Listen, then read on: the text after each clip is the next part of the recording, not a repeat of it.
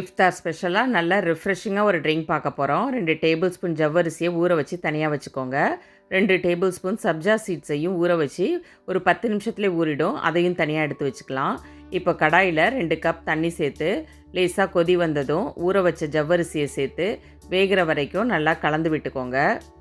ஊற வச்ச ஜவ்வரிசிங்கிறதுனால சீக்கிரமாகவே வெந்துடும்.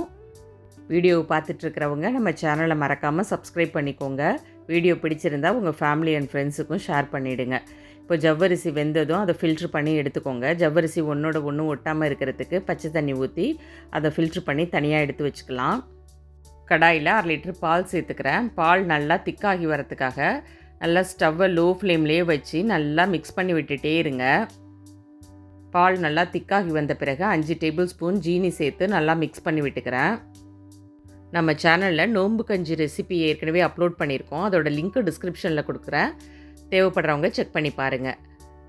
சர்க்கரை கரைஞ்ச பிறகு கண்டென்ஸ்டு மில்க்கு ஒரு 1/4 கப் சேர்த்துக்கோங்க. அதையும் நல்லா மிக்ஸ் பண்ணி விடுங்க. பாலை ஒரு மிக்சிங் பவுலுக்கு மாற்றிக்கோங்க.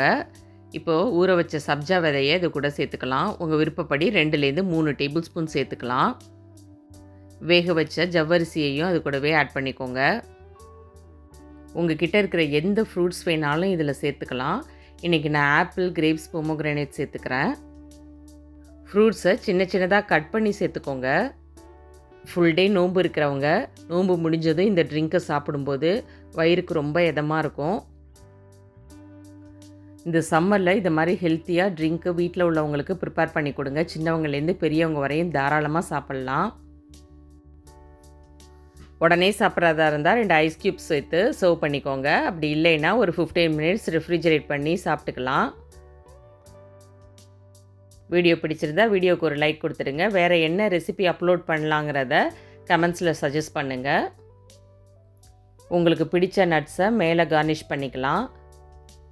நல்லா செமையாக ஒரு ட்ரிங்க் ரெடி பண்ணிட்டோம். நோன்பு வைக்கிறவங்க டக்குன்னு ரெடி பண்ணி இந்த ட்ரிங்க்கை சாப்பிட்டு பார்த்துட்டு எப்படி இருந்ததுங்கிறத கமெண்ட்ஸில் ஷேர் பண்ணுங்கள். நல்லா சில்லுன்னு ஆன பிறகு சர்விங் கிளாஸில் சப்ஜா சீட்ஸை சேர்த்துக்கோங்க.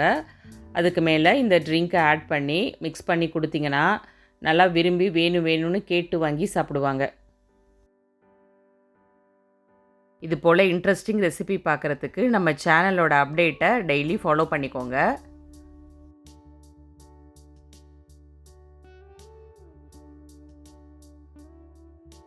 இந்த ஹெல்த்தியான ட்ரிங்க்கு எப்படி இருந்ததுங்கிறத கமெண்ட்ஸில் ஷேர் பண்ணவும் மறந்துடாதீங்க.